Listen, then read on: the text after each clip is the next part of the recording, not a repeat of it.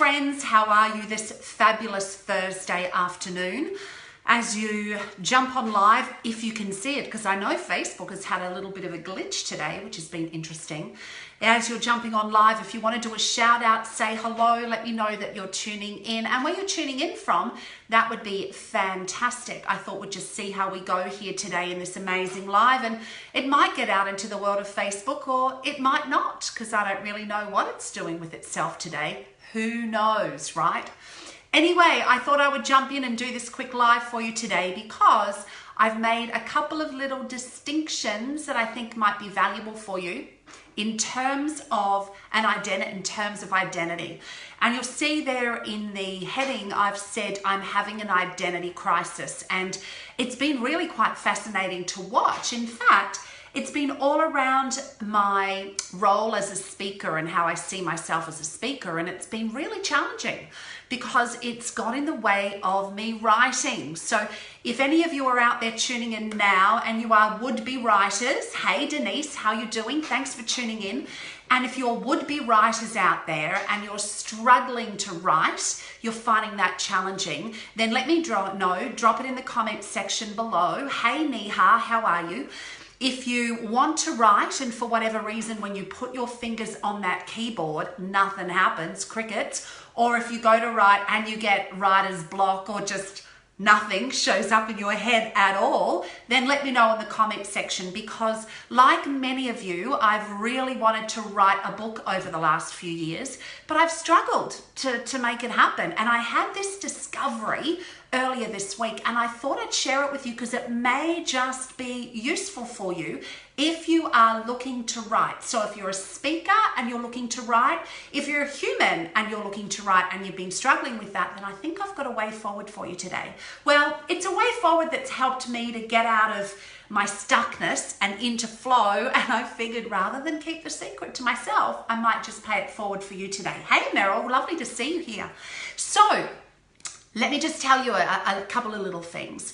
I've been wanting to write a book for what feels like years. And in fact, when I gave up gambling years ago, I kind of made a declaration out to the universe that if I could get myself sorted, I would put pen to paper or fingers to the keyboard, as it is these days, and I'd write and I'd share what I'd been learning along the way. Hey Kendra, but every time I put my fingers on the keyboard, nothing. Or if I did start typing and I'd get a little bit of flow going on, the voice in the back of my head, that voice of criticism, would jump in, and it really just floored me, and it, really pushed me off course. Hey Celine, how you doing? And it really pushed me off course, and it was challenging because I really wanted to write and it was problematic. So the other day I was speaking to my coach. I'm a coach myself and I'm a believer in the coaching model. And so I was chatting with my coach the other day, and we just happened to be chatting about me writing. And, I've been doing a little bit recently, but I was struggling and I just didn't feel in flow. And I can speak easily. You could invite me onto a stage of 10,000 people with zero notice, and I'd always find something to chat about that would serve in some way. And I wouldn't even think twice about it. Wouldn't need notes, wouldn't need to consider it. Wouldn't even really need Libby. I could just make it happen. It's easy for me, that space. So you can imagine the frustration putting the fingers on the keyboard and nothing's coming because I'm not short of words. Anyway, so I did a bit of soul searching, and I realized there were a couple of things that were getting in the way. I knew you'd find that funny, Celine. A couple of things that were getting in the way. One of those things was a belief that I had running around, and that is I'm a speaker, not a writer. I'm a speaker, not a writer. And because that's a strong belief that I've had over the years, I'm a speaker, not a writer. Every time I put my hands onto that keyboard, just nothing really much came out. Like there was no connection between my brain and my fingers, or my mouth and my fingers, or how that even comes together. It was just crickets, nothing happening. So, and when I was having a chat with my coach, Craig, I must have said something along the lines of, if only my fingers could do the talking.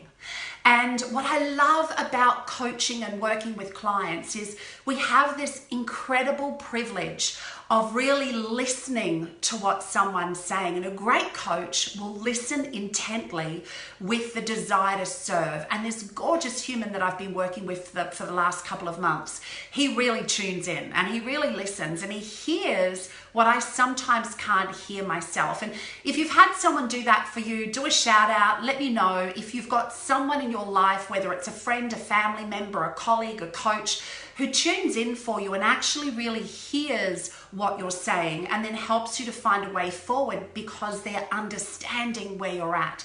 So anyway, Craig said to me, hold it right there. Stop right there. And I'm like, okay. And he said, what did you just say? And I'm like, I don't know. Can you remember? Because I can't remember. And he said, yes. He said, what you said was, if only my fingers could talk. Anyway, I burst out laughing and I realized, what is the difference? If I'm a speaker, why limit myself to only speaking from my mouth? I mean, that's really limiting. And what say I wasn't able to speak one day? I mean, that'd be just terrible. And it's interesting because I've often thought over the years, oh my goodness, if I couldn't speak, then it'd be a terrible mess because I wouldn't be able to share and say and serve and do what I do and love every day.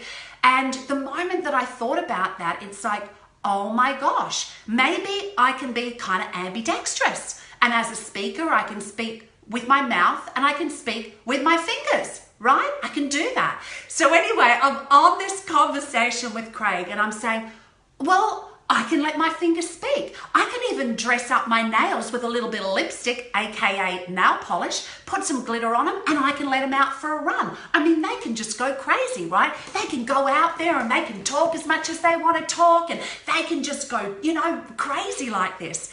And it was the funniest thing. Hey, Celine, go figure. And it's like, we have this idea sometimes, and why I titled this identity crisis is we sometimes have this idea of who we are and how we do something.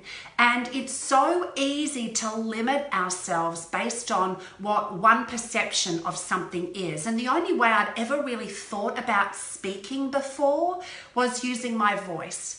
And I never considered speaking in any other way. I'd never considered that I could speak through my fingers.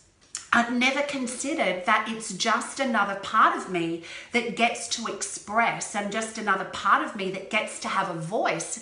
And the moment I got that, the moment I realized that my fingers were just another part of me that has a voice and it's speaking through my fingers, then my whole fear of writing dissipated. My block around writing moved away because I can speak. I got no problem with that. So I put my fingers on the keyboard over the last few days. I've been getting up bright and early in the morning and, you know, like 5 o'clock. And I think in a previous live I shared with you, I got up at 5, or actually that might have been in my private Facebook group. So if you haven't checked that out, Evolve with Lyndsey, I've got a private Facebook group where I share lots of kind of inside stories about what's going on. And I think I might have shared some stuff in there in that particular group. So you can check it out if you like.